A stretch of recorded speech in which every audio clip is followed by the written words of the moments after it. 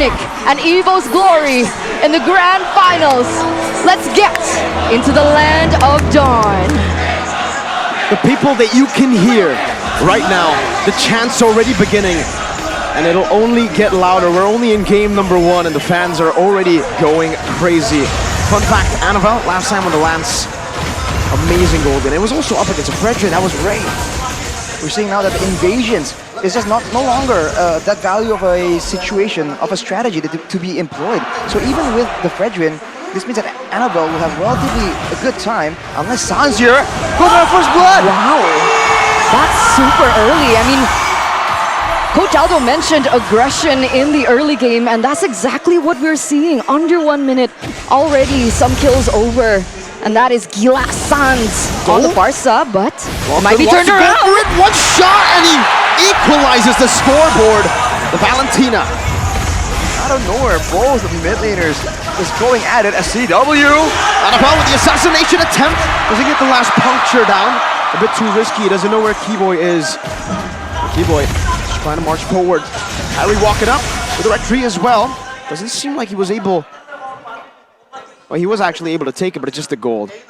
Now looking at the emblems here, Annabelle and Kyrie both prioritizing the clear speed, trying to make sure that they do have that advantage coming through, especially when they want to get that level lead to try and contest for the neutral objectives a bit better. And with the Minotaur and the Terizla in the picture, it feels like ONIC will most likely go for some kind of pick-off before everyone groups around together. But in order to do so, they have to put Lutpi in a good position, and he's already being pressured by Fluffy and Clocken, so ONIC might be on the back foot.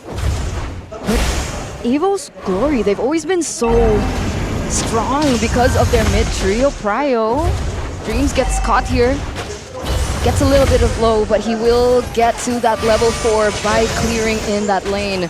Meanwhile, Keyboy already opening up vision for his team to start and posture for this neutral objective take. That's a one keep wins it out. Ministry with a flicker combo, and the Brazer's Raptor takes his life away. Now, didn't look people to knock out strike, but Annabelle is forcing that flicker away. Fluffy follows through with the flicker, picks up a double with that hammer. Glockhood, just a few of those little bumps of damage onto Keyboy, but he survives. A 1-for-2 trade in favor of EVO's glory. Break us through that, what happened? Seems like for EVOs, they were just waiting around, and Fnatic ONIC are the ones who felt like we have to make the first move, we have to go and rush this turtle before EVOs can actually respawn and get closer.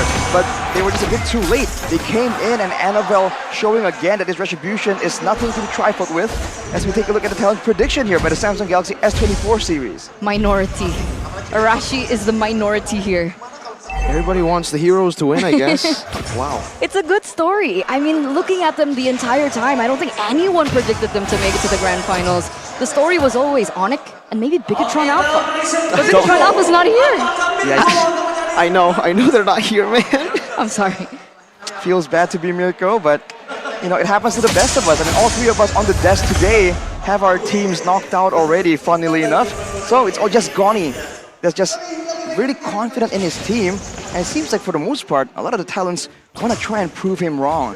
But looking at the situation with a 1k gold lead almost, the EVOs are actually having a lot more success here in the early game. And it looks like for ONIC, they have to wait a bit longer for Lutpi at least to get online, unless Annabelle has a plan cooked up for him. It looks like they are reaching towards the top side. Lutpi gonna be able to see that out. But in this early stage of the game, after so much brawls, what are we expecting? Are you expecting EVOs to push in the tempo because of that early game aggressive comp? I think we're definitely expecting some kind of aggression, especially with Sans clearing the wave so fast and trying to roam around and impact those side lanes.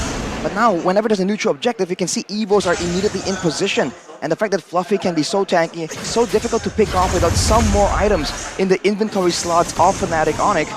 He can just stand there, but look at this. Lutpi trying to survive now, goes in, knockout strike. Flickers out, but right into Fluffy, penalty zone. Picks up a kill. He's on a killing spree as he goes on to Keyboy with those hammers. For the airstrike onto Annabelle, but he uses the puncture to get through. Kyrie takes the second turtle rather. Goes in for the taunt, knocks Fluffy up. No penalty zone to play with Dreams. Knocks Keyboy up, don't run Wolf King.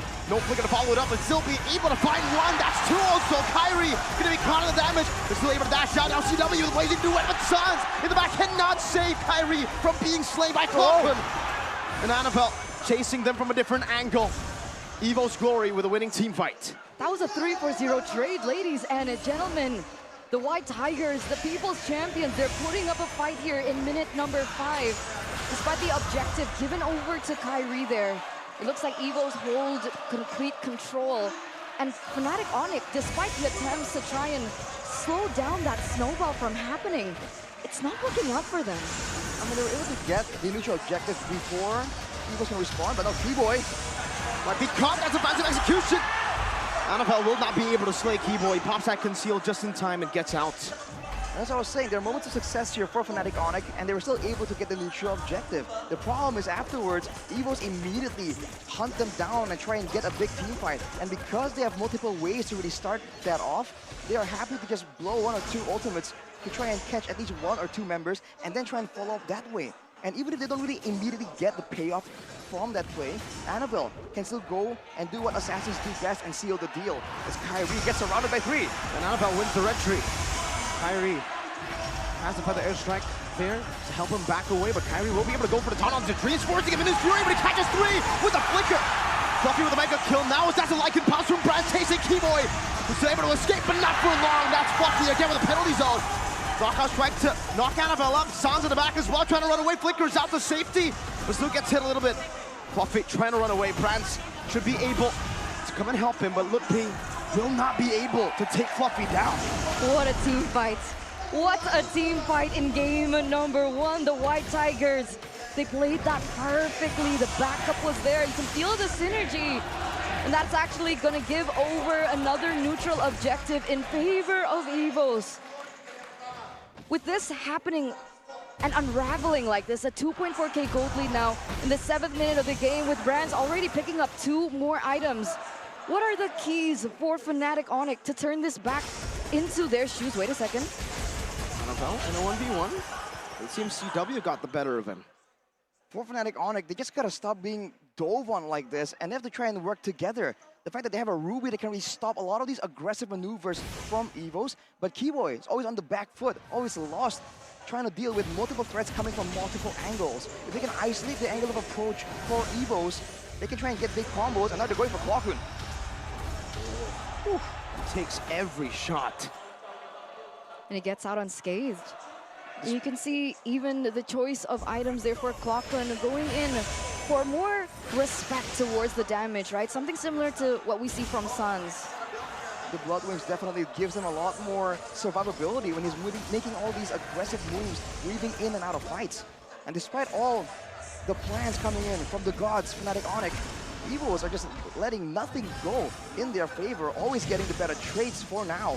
The longer the game goes though, with the Farsa, with the Claude, there's a chance that the late game team fights might favor Fnatic ONIC, but they still have to try and contend with the dives, with the crowd control tools that can land on multiple people. And they only have Purify on CW. Sans went for that flicker because he is Gila-san. It's crazy. He's Gila. Lutpi though, 0-2 on his signature pick, and it seems Evo's Glory, they know what they're doing. They want to shut Lutpi's confidence down from the start. Dreams tanks up the shot. Lutpi with a knockout strike, able to survive with the skill 1 shielding as well. Keyboy rotates back up. Has the flicker, doesn't decide to go for it, not just yet, but well played by Lutpi. What's the plan here for Fnatic ONIC?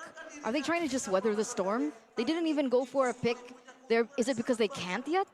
I think they don't want to really waste a lot of ultimates right before the Lord is up. It was only a few seconds away earlier, and now they have control because they do have a bit more momentum due to the failed dive on the top side. But evos are always close by. But Annabelle, knowing that there's going to be some time, knowing that there's not a lot of big DPS tools in the hands of Fnatic ONIC just yet, he's just going around farming, knowing that he can reach that Lord engagement in time. So he's getting the better out of Fnatic ONIC. They have to have Kyrie somewhere in the area because he's one of the frontliners for the team. Annabelle, our rising star, 2 levels ahead of Kyrie, one of the most highlighted junglers in the world. And this is coming from a rookie in his debut season. And he already has a little bit more to say when it comes down to the neutral objective takes because of that EXP lead. Sitting at 0-0-5 right now. Kyrie though, gonna be posturing up for the next neutral objective. But both teams are still on the setup. They don't go for it just yet. Just just like that, though, the bottom turret will fall, and even some HP taken from the top side turret. ONIC, they know that evos are looking desperately for this big team fight, so they're trying to pull them apart using that macro gameplay. And they're actually getting the better out of evos, and the gold lead is shrinking ever so slightly in their favor. And they're still holding on to it. That's the benefit of having a fighter jungler with sustain. You can kind of stick on the Lord, take some damage, and stick around. Whereas for evos now, they've sent Fluffy and Brands away. Even though they do have the advantage when it comes to burst damage, when they don't know where Fnatic ONIC are gonna be, it's a whole different story, a whole different difficulty level. The mind games happening in Sans knows where they are right now. And they're looking for that proper pick as they want to set up for this Lord. CW is farming so well right now, constantly in the side lanes. He's actually caught up to Brands, who has 1 kill, 2 assists. How are the items looking like right now? Well, Luffy getting a lot more tankiness, and Kyrie with the Athena is going to be a bit more bold, but look at this Keyboy. It's the main target in front. Good taunt by Kyrie to cancel any sort of engage. Clockun, early winter truncheon in the 11th minute. CW to be poked out by Clockun, so much damage. Now in the midst of it all, Dominus Fury, Retribution, Annabelle picks it up. Keyboy with the donut Wolfie as he presses Brands able to connect, but now Lippy tries his best to go in the back. What? Fluffy with a monster kill as he chases Keyboy down. And Fnatic ONIC are forced back.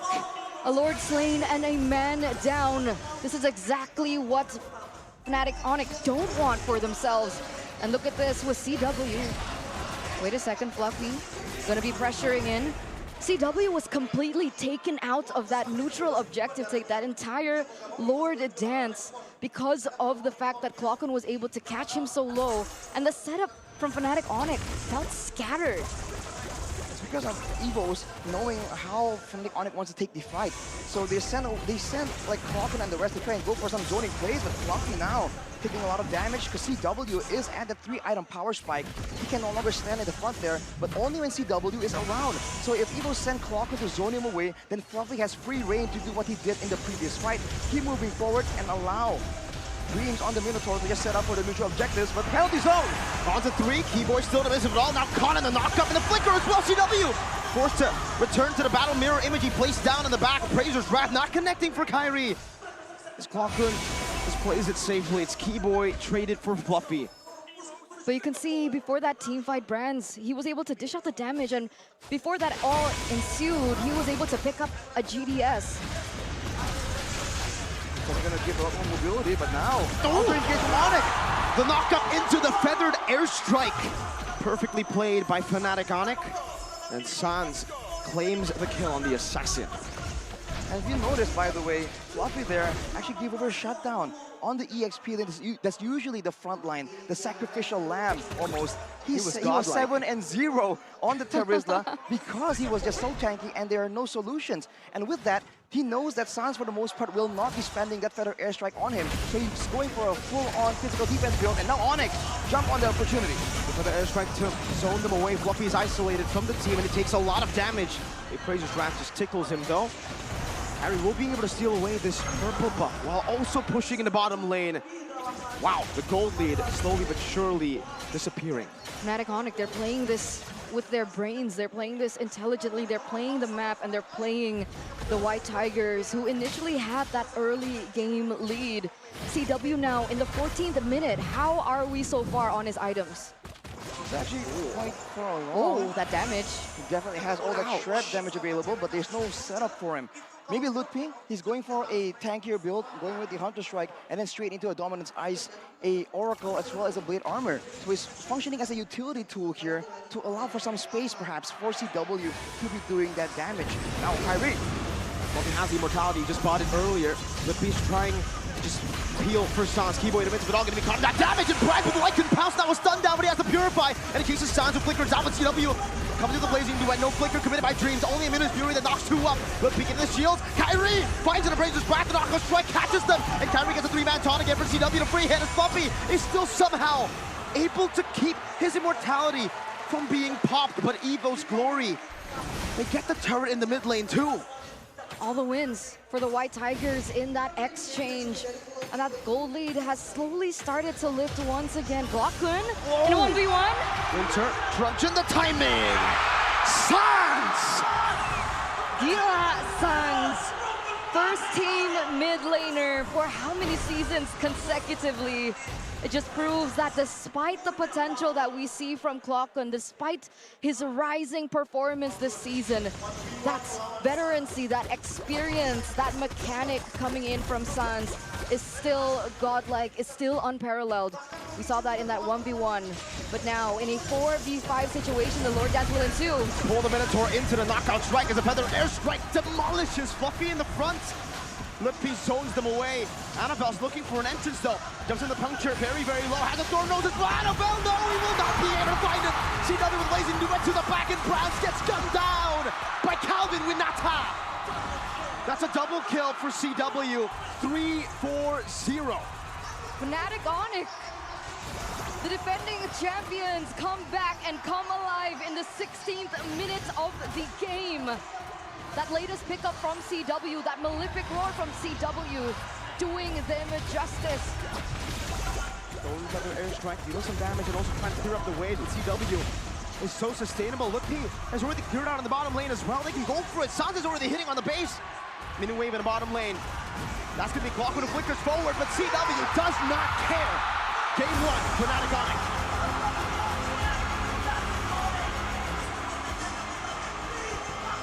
And here it is, ladies and gentlemen, the defending champions, the kings of the galaxy, the kings of the sky lead this best of 7 series. Reptar, Yeah, I saw you were clenching in your seat, bro. I was clenching because the longer the game went, I was thinking, EVOS, you're running out of time.